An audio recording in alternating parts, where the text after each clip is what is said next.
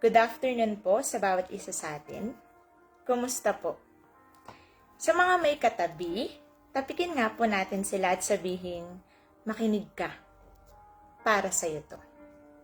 At tapikin naman natin yung sarili natin at sabihin natin, makikinig ako dahil para sa akin to. Willingness plus obedience times corrections equals faithfulness in ministry.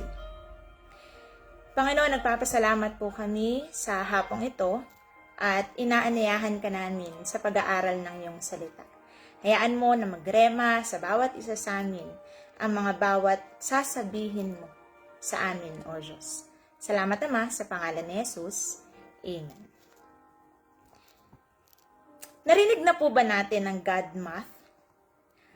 Ang alam po kasi nating mathematics ay 1 plus 1 equals 2. Tama po? Pero kung Magellan ang sagot mo sa 1 plus 1, certified na batang 90s ka. Pero kung 3 naman ang sagot mo sa 1 plus 1, ay mali ka na. Example po ng God Math ay 3 nails plus 1 cross equals forgiven. At 5 tinapay plus 2 isda equals 5,000 taong nabusog at may sobra pang 12 baskets. Willingness plus obedience times corrections equals faithfulness in ministry. Faithful o tapat. Ano nga bang ibig sabihin nito? Ang sabi po dito ay loyal, steadfast, and reliable. Kahit baliktarin po natin ang salitang tapat, tapat pa rin ang basa dito. Naalala niyo po ba yung joke ng mundo? Na dahilan sa maraming manluloko sa mundo, tanghali na lang daw ang tapat. Alam niyo po, itong joke na to, dapat offensive sa ating mga Kristiyano. Bakit? Kasi unang-una, tapat ang Diyos na pinaglilingkuran natin. At pangalawa, anak po tayo ng Diyos. We are Christ-like. At dapat lang na tapat ang mga anak niya. Hindi lang tanghali ang tapat. Ang mga lingkod din dapat. At isa pa pong meaning ng faithful o tapat, ang sabi po dito, a commitment to remain constant. Makipagbukasan po kayo sa akin sa Isaiah chapter 1 verse 19. Ang sabi po niya dito, if you are willing and obedient, you will eat the good of the land. Siguro naman po tayong lahat ay may mga favorite na foods. Tama po? Yan. Isa sa mga favorite ko ay sinigang. At isa pa yung kaldereta. Alam niyo po, yung mga bagay na to or yung mga ulam na favorite natin, mahirap lutuin or matagal lutuin. Pero kung tama ang ingredients mo at tama ang process ng pagluluto, sigurado po akong masarap to. May nabasa pa nga po ako sa Facebook. Ang sabi niya, scam daw sa kitchen. Bakit? Kasi 2 oras kang nagpe-prepare ng pagkain, 2 oras mong hinahanda yung iluluto mo. And after nun, kapag kakain na kayo, wala pang 10 minutes, ubos na yung pinrepare mo. Pero alam niyo po, sa pagiging faithful, may sangkap at proseso ito. Ang sabi po dito, ang sangkap ay willingness and obedience, while ang process po ay corrections. Willingness, ito yung nasa loob mo. While yung obedience naman, ito po yung nasa labas mo, na dapat makita ng lahat. Ang sabi pa nga po dito, pwede po nating gawin nang wala sa heart natin, pero hindi ko po maipapangako sa inyo na abundance ang reward nito. Ito po ang trivia ng Isaiah chapter 1 verse 19. Itong verse na to ay part ng passage kung saan ina-address ng Diyos sa mga tao sa Israel na unfaithful na at hindi na sumusunod sa kanyang utos. Ang promise ng verse na to, eating the good of the land or eating the good things of the land.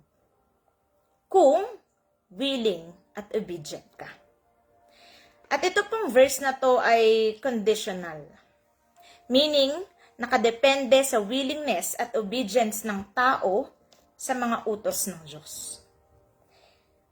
At ibig sabihin lang po nito, ine-emphasize ng verse na to na ang pagsunod natin sa Diyos ay way patungo sa prosperity and well-being, both spiritually and materially. Example po nito, yung puno ng igos. Familiar naman po tayo sa kwento na to, tama po. Ito yung time na si Jesus ay nakita niya na ang puno ng igos ay maraming dahon. So, nag-expect ang Diyos na kapag maraming dahon, meron ding bunga. Alam niyo po, may isa pa akong nabasa na ang puno ng igos ay kakaiba. Unique. Bakit daw?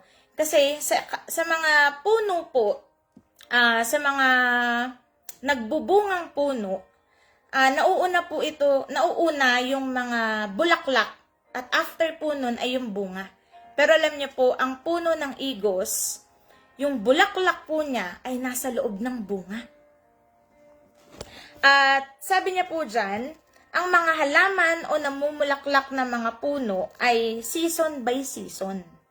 Alam niyo po dito sa Baguio, kung gusto niyo pong makakita ng maraming mga bulaklak, February po ang dapat pasyal ninyo. Pero pwede rin naman kung January hanggang April. At si Jesus, sabi niya po dyan, hindi niya ba alam na hindi panahon ng igos that time? Pero alam niya po, hindi po sa puno literal nakikipag-usap si Jesus, kundi sa atin. Sa ating mga Kristyano. Na ang ibig sabihin, ang pagiging faithful ay hindi season by season. Every day, hahanapin sa atin ng Diyos ang bagay na to. Every day, hahanapin sa atin ng Diyos yung pagiging matapat mo. At alam niyo po, one way to show our willingness, mag-OT ka ng walang dagdag na sweldo. Go beyond the call of duty. Kung hindi tayo willing sa ginagawa natin, panigurado pong mananakawan tayo ng kaaway. At hahanapan tayo ng Diyos ng katapatan sa mga bagay na ginagawa po natin. Huwag mong sabihing ayaw mo na. Kaya lang madalas nasasabi po natin ito. Pero alam niyo po, masabi niya kasi pananagutan po natin ito sa Diyos. Alam niyo po, sa pagiging Kristyano natin, the greatest work, hindi yung trabaho na may sweldo ka dito sa mundo. Kundi yung pag-worker po natin. Part-time ka man, full-time ka man. Greatest work ang pagtatrabaho sa ubasan ng Diyos. Greatest work po ang pagpapastor mo. Ang pastor wala po sa pulpito. Palagi pong naririnig natin kay Pastor Boy na ang pagpapastor ay hindi lang sa pulpito. Hindi lang tayo pulpit ministry. Ang pastor ay nasa baba ng pulpito at kasalamuha ang mga miyembro. At itong bagay na to ay hahanapin po sa atin ng Diyos. Maraming mga bagay na ipatatanggal po sa atin ang Diyos. Sabi niya po dito, paano naman po yung multiply by corrections? Multiple times na i-correct po tayo. Hindi masayang makorek, and yet mapapabuti ka kapag tinake mo ito as positive. Maraming bagay na aalisin sa atin ng Diyos. Naalala niyo po ba nung time na si Moses ay tinawag? Alam niyo po, nung unang pagkatawag sa kanya, pinahubad sa kanya yung sandalyas. Bakit? Kasi yung lugar na yun ay banal. Ibig sabihin, sa atin bilang mga tagasunod ng Diyos, marami pong bagay na ipapatanggal sa atin.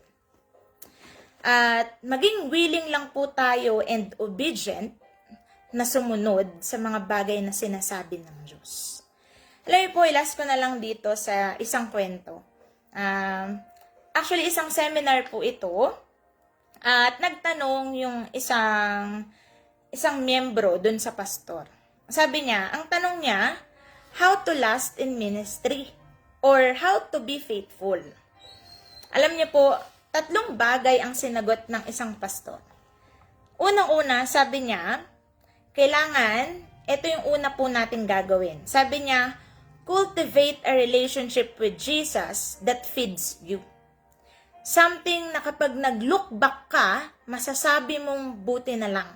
Naging willing at obedient ako sa mga bagay na pinapagawa sa akin ng Diyos. At pangalawa, sabi niya po dito, magkaroon ka ng life verse na kapag nabasa mo o naalala mo, nakakapagpalakas agad sa'yo. Yung alam na alam mo talaga yung meaning or yung specific na instruction ng Diyos sa'yo, yung para sa'yo lang. Mag-stand ka doon, umulan o bumagyo, magiging ayos ka lang. At pangatlo, ito po yung nung narinig ko, nakapukaw sa akin. Kasi yung pangatlo, sabi niya, never forsake your calling. Kapag iniwan mo na ang calling mo, parang sinasabi mo na rin sa Diyos na ayaw mo na ng protection niya. Alam niyo po, sa paglilingkod po natin, sometimes mahirap. Sometimes nakakapagod po talaga. Pero kung alam mo na tinawag ka ng Diyos, kung alam mo na narinig mo yung pagkatawag ng Diyos, hinding-hindi ka mang iiwan. Willingness plus obedience, multiply by corrections, equals faithfulness in ministry. Sige po, manalangin po tayo. Panginoon, nagpapasalamat po kami sa hapong ito. Salamat sa mga bagay na ipinaalala mo. Lord, dayaan mo na sa pagbabalik mo, matagpuan mong tapat ang mga lingkod mo. Salamat, O Diyos, sa mga bagay na ginagawa mo para sa amin. Lord, sa iyong kapurihan, sa pangalan ni Jesus. Amen. Salamat po sa time. Mag-ingat po tayong lahat.